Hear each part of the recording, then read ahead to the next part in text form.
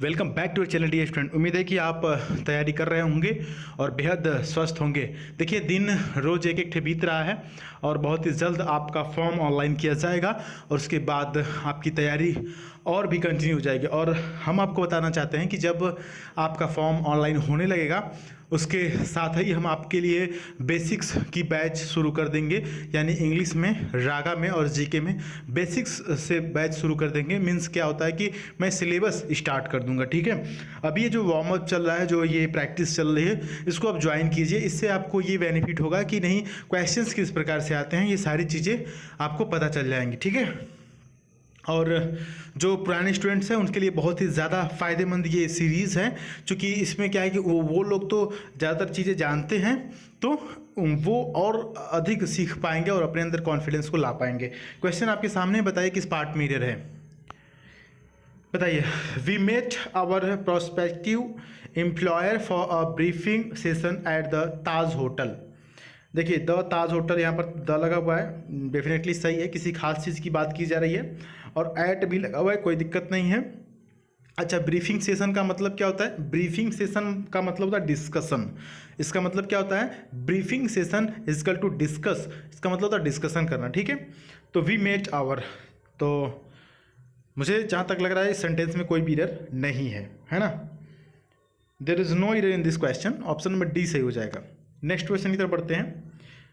अगला क्वेश्चन भी कुछ इसी प्रकार से देखने में लग रहा है। क्या कह रहा है? Because of the severe snow storm, because of the severe snow storm and the roads blocks, the air force dropped food and medical supplies close to the city, है ना। Because of the severe snow storm, क्या हो रहा है? आंधी है ना, severe snow की आंधी है, जिसकी वजह से रोड ब्लॉक्स हो गए हैं। तो एयर फोर्स क्या कर रही है? फूड और मेडिकल सप्लाई क्या कर रही है? सिटी में जो है कि सप्लाई कर रही है फूड और मेडिकल्स का। ठीक है, तो यहाँ पर देखिए, एंड जो है ना, ये दो चीज़ों को जोड़ रहा है। एक तो फूड हो गया, ये भी नाउन है, और दूसरा मेडिकल सप्लाई, ये भी नाउन है। तो दोनों नाउन को यहाँ पर किससे जोड़ा गया है? एंड से जोड़ा गया है। तो डेफिनेटली इस क्वेश्चन में भी कहीं भी कोई एरर नहीं दिख रहा है। ठीक है, सिंपल सी बात है भाई। स्नो की आंधी है जिसकी वजह से रोड वगैरह ब्लॉक्स हो गए हैं, रोड ब्लॉक्स हैं। एयरफोर्स क्या कर रही है कि ड्रॉप कर रही है फूड एंड मेडिकल सप्लाई। तो कोई भी एरर नहीं है, ऑप्शन नंबर डी से हो जाएगा। देखिए भाई, कोई ज़रूरी नहीं कि क्वेश्चन आपके सामने आए तो एरर ही उसमें हो, नॉट एरर भी हो सकता है, नो एरर का भी ऑप्शन है, तो ये भी तो कभी ना कभी सही होगा। खैर, नेक्स्ट क्वेश्चन पर आते हैं। लिखा हुआ है कि if I would have released what realised, ठीक है, what a bad shape our library is in, I would have done something to arrest the deterioration. बताइए, कह रहा है कि अगर मुझे पहले से पता होता ना कि मेरी लाइब्रेरी की हालत ख़राब है तो मैं कुछ करता। ठीक है, देखिए इस प्रकार के क्या होता है कि एक सेंटेंस में कभी भी दो वुड हैव नहीं होगा। जैसे यहाँ देखिए, एक यहाँ पर है वुड हैव और दूसरा यहाँ पर भी वुड हैव है। एक ही सेंटेंस में दो वुड हैव आ गया, तो पहले वाले को यहाँ पर हटाते हैं। जैसे इफ़ आई वुड हैव की जगह क्या हो जाएगा? इफ़ आई, यहाँ पर इसको हटा देते हैं, वुड हैव को, वुड हैव हटा देंगे। इफ़ आई क्या हो जाएगा? हैड हो जाएगा, है ना। इफ़ आई हैड, और हैड के साथ आपको पता है कि V3 आता है, I had plus V3, if I had realised. तो ठीक है, तो यहाँ पर सही हो जाएगा, option A is right here. Next question की तरफ बढ़ लेते हैं डी स्टूडेंट। अगला है कि him not agreeing to accept the proposal outlined by the committee. एक चीज़ और याद रखिएगा, कमिटी शब्द जो है कि आपके एयरफोर्स में स्पेलिंग टेस्ट के दौरान कई बार पूछा गया है। क्या मतलब हुआ? आपके एग्जाम में स्पेलिंग से संबंधित क्वेश्चन पूछे जाते हैं, जिसके लिए हम अलग से वीडियोस भी कराते हैं, सेशन भी कराते हैं, और वो भी कराएंगे। ठीक है, इस बार भी कराएंगे। तो उसमें होता यह है कि कोई स्पेलिंग दे देती है और उसको उसमें मतलब इसमें सही स्पेलिंग बताना होता है। तो कमिटी की स्पेलिंग कई बार पूछा गया है, तो इसकी सही स्पेलिंग क्या है? COMMITTE। देख रहे हैं, डबल लेटर कितने इसमें? डबल M है, डबल T है और डबल E है। तो आपके एयरफोर्स में डबल लेटर वाले ज़्यादा पूछते हैं, यूँ कह लें कि 90% यही पूछते हैं। क्लियर? आते हैं क्वेश्चन पर। देखिए इस क्वेश्चन में जो शुरुआत में ही गलत है, आपने देखा होगा कि कभी भी जनरली जो सेंटेंस होता है वो ऑब्जेक्टिव केस से नहीं शुरू होता है, मतलब हिम से क्वेश्चन कभी शुरू होते हुए देखा है आपने? नहीं ना। एक तो इधर यहाँ पर ऑप्शन नंबर ए में पहली बात, एक तरीके से ये गलत है। दूसरा तरीका भी है, एग्रीइंग लिखा हुआ है, एग्रीइंग क्या है? जीरंड है। एग्रीइंग क्या है? जीरंड है। तो जीरंड के पहले क्या आता है? Positive case. तो हिम नहीं बल्कि क्या होना चाहिए? हिज होना चाहिए। क्लियर? हिम नहीं बल्कि क्या होगा?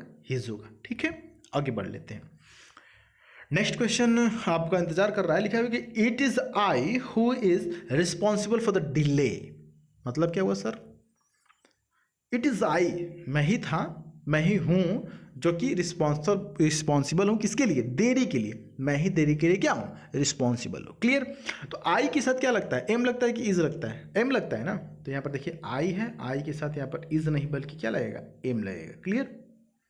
आई के साथ एम लगेगा। It is I who am responsible for the delay. ठीक है, आगे बढ़ते हैं। नेक्स्ट क्वेश्चन, आई थिंक ये लास्ट भी है, इसको समझिएगा। क्या लिखा हुआ sir? Everyone knew that he lied about not knowing to drive a motorcycle. बताइए किस पार्ट में रहे?